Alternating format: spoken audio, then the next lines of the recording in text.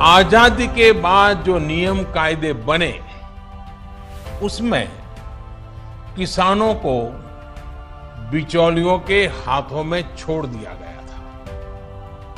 किसान कहां फसल बेच सकता है, कहां नहीं बेच सकता है, इस तक के नियम बहुत सख्त थे। किसानों के साथ दशकों से हो रहे अन्याय को दूर करने की इच्छा शक्ति हमारी सरकार ने दिखाई है। एपीएमसी एक्ट में बदलाव के बाद अब किसानों को भी उनके अधिकार हासिल होंगे।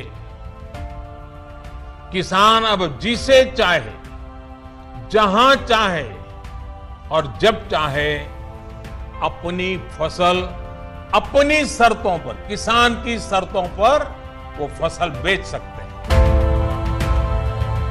जो बिचौलिए होते हैं, जो किसानों की कमाई का बड़ा हिस्सा खुद ले लेते हैं, उनसे बचाने के लिए विधेयक लाए जाने बहुत आवश्यक थे। ये विधेयक किसानों के लिए रक्षा कवच बनकर के आए हैं। मैं आज बहुत जिम्मेवारी के साथ कह सकता हूं, देश में एमएसपी पर खरीद हो रही थी, खरीद हो रही है और आने वाले कल में भी खरीद होती रहेगी। इसमें किसी को शंका नहीं होनी चाहिए। मूल्य आश्वासन एक्ट के अंतर्गत करारकर्ता और किसान जब दोनों आपस में करार करेंगे तो ये करार ऐसा करार नहीं होगा कि कोई किसी गरीब किसान की जमीन पर कब्जा कर सके।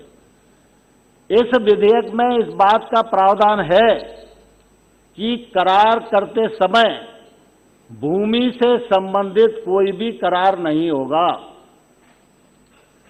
अगर किसी ने भी भूमि से संबंधित कोई भी लिखापढ़ी करी तो ये कानून का उल्लंघन ही माना जाएगा। ये विधेयक में प्रावधान नहीं है। अगर मंडी परिधि के बाहर का जो प्रेमाइसेस है, चाहे वो किसान का घर हो, चाहे वो किसान का खेत हो, चाहे वो किसान का माल जहां रखा है वो वेयर हाउस और कोल्ड स्टोरेज हो, अगर उस पर से खरीद की जा रही है तो उस पर कोई टैक्स लगने वाला नहीं है।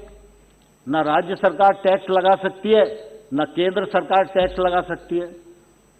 मैं टैक्स का स्लैब आपको पढ़ के बताऊं तो राज्य सरकारों का मंडी टैक्स 2% से लेकर 8.5% तक है।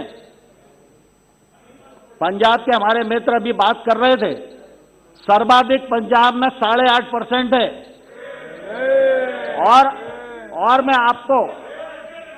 मैं आपको यह भी कहना चाहता हूं कि अगर मंडी के बाहर ट्रेड होगा तो ये 8.5% टैक्स नहीं लगेगा और ये 8.5% का फायदा सीधा सीधा किसान को होने वाला है।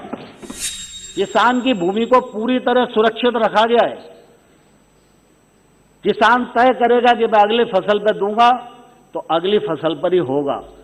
लेकिन व्यापारी अगर गड़बड़ करता है तो व्यापारी को 100% करार का पालन करना होगा और उस पर जुर्माना भी किया जा सकता है।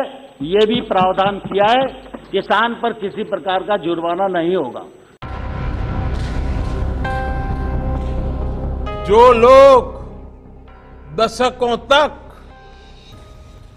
देश में शासन करते रहे हैं, सत्ता में रहे हैं, देश पर राज किया है, वो लोग किसानों को इस विषय पर भ्रमित करने की कोशिश कर रहे हैं, किसानों से झूठ बोल रहे हैं। साथियों, चुनाव के समय किसानों को लुभाने के लिए बड़ी बड़ी बातें करते थे, लिखित में करते थे, अपने घोषणा पत्र में डालते थे और चुनाव के बाद भूल जाते थे। और आज जब वही चीजें जो इतने दशकों तक देश में राज करने वाले लोगों के मैनिफेस्टो में है। वही चीजें भारतीय जनता पार्टी एनडीए सरकार कर रही है।